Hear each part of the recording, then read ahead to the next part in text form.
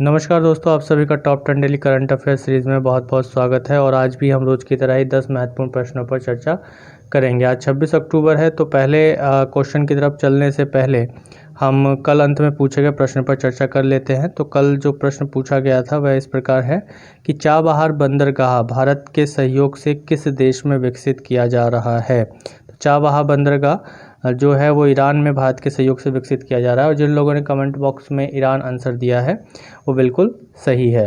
तो चलते हैं अपने आज के पहले प्रश्न पर। तो आज का हमारा पहला प्रश्न है, वर्ष 2019 के लिए किस अस्पताल को सर्वश्रेष्ठ कमान अस्पताल हेतु रक्षा मंत्री ट्रॉफी प्रदान की गई है।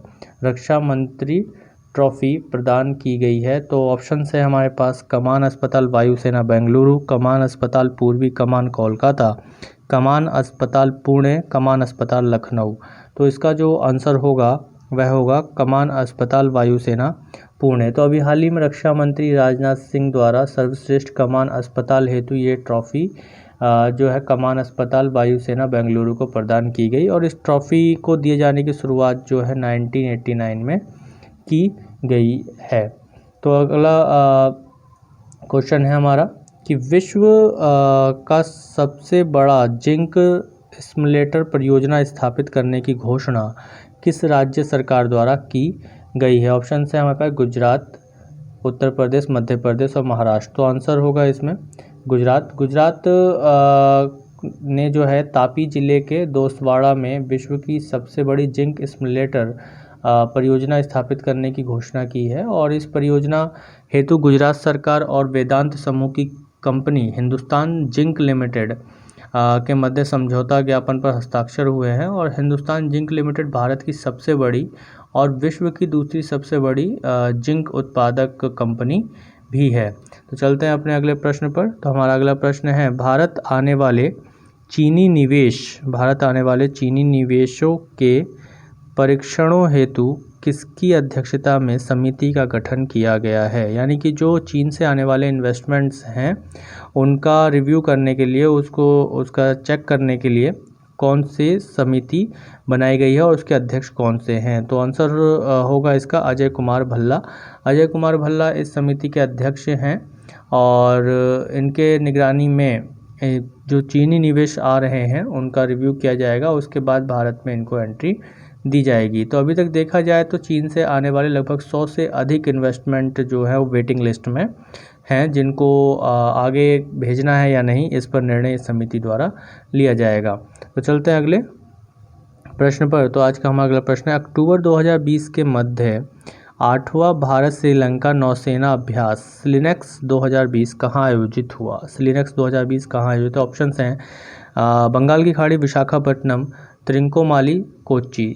तो आंसर होगा इसमें त्रिंकोमाली। त्रिंकोमाली कहाँ है? त्रिंकोमाली है श्रीलंका में। तो 8वां भारत श्रीलंका नौसेना अभ्यास स्लिनेक्स 2020 त्रिंकोमाली श्रीलंका के तट पर आयोजित हुआ। और इस नौसेना अभ्यास में भारतीय नौसेना का प्रतिनिधित्व स्वदेश निर्मित पनडुब्बी रोधी युद्धपोत कामोर्टा और किल्टन ने किया। भारत और श्रीलंका के मध्य ये जो बायलैटरल मरीन एक्सरसाइज है इसकी शुरुआत वर्ष 2005 में हुई थी।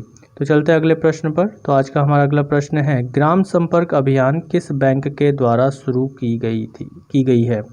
ठीक है, ग्राम संपर्क अभियान की जो शुरुआत है वो किस बैंक द्वारा की गई। ऑप्शंस हैं भारतीय state bank, Punjab national bank, bank of Maharashtra और देना बैंक। तो इसमें आंसर होगा Punjab national bank. Punjab national bank ने ग्राम संपर्क अभियान शुरू किया और यह एक तरीके से वित्तीय समावेशन और शिक्षा पहल है, यानी कि फिनेंशियल इंक्लूजन है।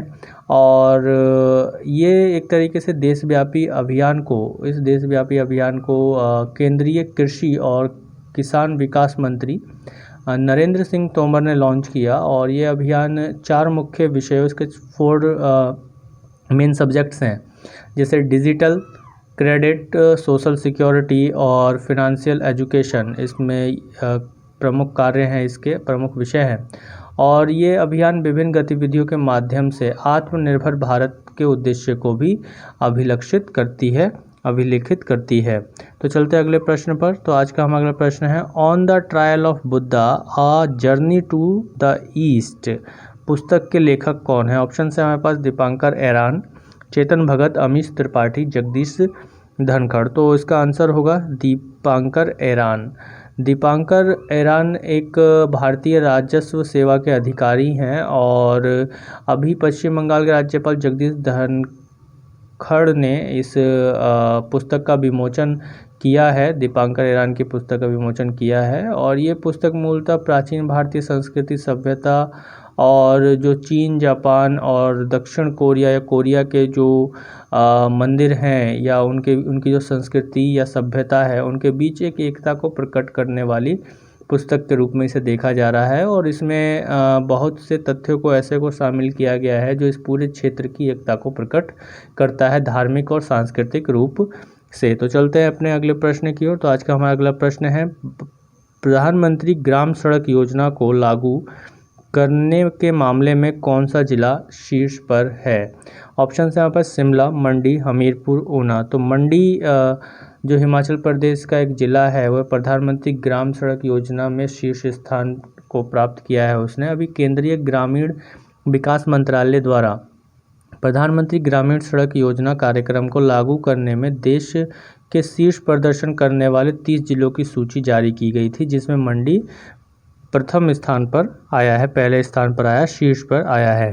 तो चलते हैं अगले प्रश्न पर। अगला प्रश्न है हमारा कि भारत और किस देश के बीच अंतर्राष्ट्रीय नागरिक उड्डयन सेवाओं को बढ़ावा देने के लिए एयर बबल समझौता किया गया?